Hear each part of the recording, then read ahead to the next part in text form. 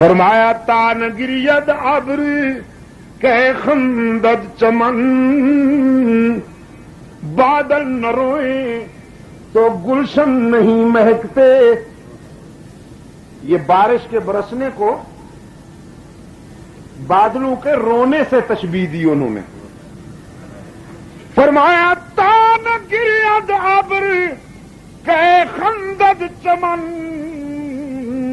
تان گرید طفل کہ جوشد لبن.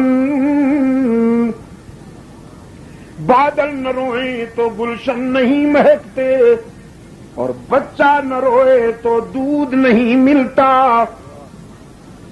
جب بادل روتے ہیں تو گلشن کھل جاتے ہیں، اور جب بچہ روتا ہے تو ماں کی ممتا بے قرار ہو جاتی ہے. پھر تشبیہ دی انہوں نے ایک واقعہ سنایا. فرمایا تان گرید کود کے حلوہ فروش، تان گرید کود کے حلوہ فروش، رحمت حق ہم نمی آیت بجوش. وہ حلوہ بیچنے والا لڑکا نہ روتا تو اللہ کی رحمت جوش میں کیسے آتی. یہ حلوہ فروش لڑکا ایک صوفی صاحب، نیک بھی بڑے تھے لیکن خوش خوراک بھی بڑے تھے، خوب کھاتے پیتے تھے. صبح اٹھتے بازار میں جا کر جو کچھ ملتا، فروٹ، حلوہ، کھانے پینے کی چیزیں، گوشت، یہ وہ سب کچھ دسترخوان سجا کر کھاتے. اور جب لوگ کہتے آپ اللہ والے ہو کر اتنا کھاتے ہیں، تو فرماتے جنت میں بڑی نعمتیں ملنے والی ہیں، ابھی سے مشق ہوگی تو وہ کھائیں گے، اگر ابھی سے نہ ہوگی تو وہ کیسے کھائیں گے. تعویل کے تو بادشاہ تھے.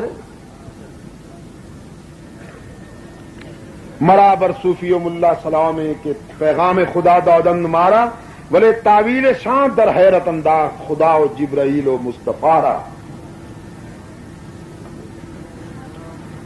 تو جب اتنے خوش خوراک تھے تو پھر کبھی کبھی قرضے تک نوبت آ جاتی تھی. محلے والوں سے قرضہ بھی لے لیتے تھے. اچانک طبیعت خراب ہو گئی، صاحب فراش ہو گئے. محلے کے لوگوں نے سمجھا حضرت صاحب جا رہے ہیں، قرضہ تو لے لو، کہیں رقم ہی نہ ماری جائے ساری. یہ قرض خواہ جمع ہو کر آئے حضرت صاحب کے حجرے میں. حضرت صاحب نے دیکھا قرض خواہ آ رہے ہیں، چادر تان کر سو گئے.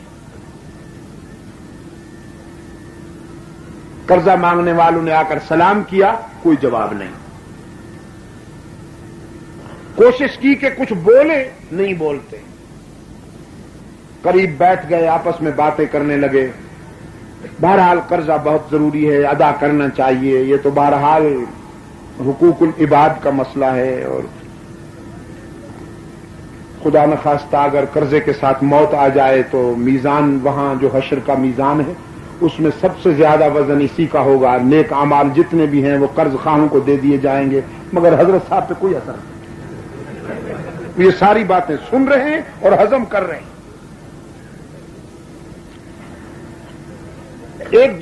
ایک دو آدمیوں کے آنسو بھی نکل گئے، کچھ چھوٹی موٹی سسکیاں بھی ہو گئی، لیکن حضرت صاحب پہ کوئی اثر. اتنے میں گلی سے ایک لڑکا گزرا، حلوے والا آ گیا، حلوہ فروش آ گیا. حضرت صاحب نے چادر ہٹائی، اچانک اٹھ بیٹھے، بلاؤ اس لڑکے کو. دروازہ کھولا گیا، لڑکا آیا. حضرت صاحب نے پوچھا کتنا حلوہ ہے؟ اس نے کہا جی تھال بھرا ہوا ہے، اور تو ابھی کسی نے لیا ہی نہیں. حضرت نے فرمایا یہ سارا حلوہ ان کو دے دو. وہ قرض خواہ سوچنے لگے ابھی تو بولتے نہیں تھے اور اب اچانک ہوشیاری آ گئی، پھر ہمارا قرضہ تو دیتے نہیں تھے، حلوہ کھلا رہے ہیں. لڑکے نے سب کو حلوہ دیا. جو بچ گیا وہ حضرت صاحب نے تناول کیا. جب حلوہ کھا چکے تو چادر تان کر پھر سو گئے. لڑکے نے کچھ دیر تک انتظار کی, پھر تھوڑی دیر بعد کہنے لگا جی وہ میرے پیسے. نو رسپانس, کوئی جواب نہیں. وہ حضرت میری رقم. حضرت ہوں تو بولے. وہ جو قرضہ مانگنے والے بیٹھے تھے کہنے لگے برخوردار یہ وہ سرکار نہیں ہے جو اس قسم کی آوازوں کا جواب دے. ہم صبح سے یہاں بیٹھے اشک بہا رہے ہیں, اب تک ہم روئے تھے, اب تمہارے رونے کا وقت آ گیا ہے. حلوہ فروش مل کے کریں آہوزاریاں. ہم ہائے قرض پکارے تو چلا ہائے حلوہ. یہ نہیں بولتے ایسی باتوں میں. لڑکے نے رونا شروع کر دیا. پہلے آہیں, پھر سسکیاں, پھر دھاڑیں, پھوٹ پھوٹ کر رویا. اتنے میں باہر دستک ہوئی, پھر کسی نے دروازہ کھٹکھٹایا. حضرت صاحب نے پھر چادر ہٹائی, کہنے لگے دروازہ کھولو, کون آیا ہے؟ دروازہ کھولا گیا تو ایک آدمی روپوں سے بھرا ہوا ٹرے لے کر کھڑا ہے. کہتا ہے حضرت یہ ہدیتاً لایا ہوں, جہاں آپ چاہیں خرچ کریں. قرض خواہوں کو قرضہ دیا, اس لڑکے کو جو پیسے دینے تھے اس کو دیے, جو باقی بچے وہ اپنے پاس رکھے. قرض خواہ جو تھے وہ کہنے لگے حضرت یہی بٹن آپ پہلے ہی دبا دیتے. یہ آدمی جو لے کے آیا ہے ٹرے بھری ہوئی روپوں کی, آپ نے بٹن دبایا, یہ آ گیا, پہلے ہی دبا دیتے, نہ ہم روتے نہ یہ روتا. وہ کہنے لگے نہ بٹن دبایا ہے میں نے اور نہ اسے میں نے بلایا ہے, یہ سارا اس کا کرم ہے.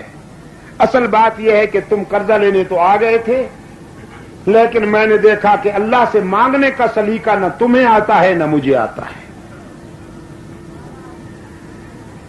تو پھر اس لڑکے کی آواز سن کر میں نے یہ ترکیب سوچی کہ اس سے سارا حلوہ کھا لو, اس لیے کہ جب یہ روئے گا تو اللہ کی رحمت جوش میں آئے گی. اس کے رونے کی وجہ سے اللہ نے کرم کیا کہ تمہاری مشکل بھی حل ہو گئی, میری مشکل بھی حل ہو گئی.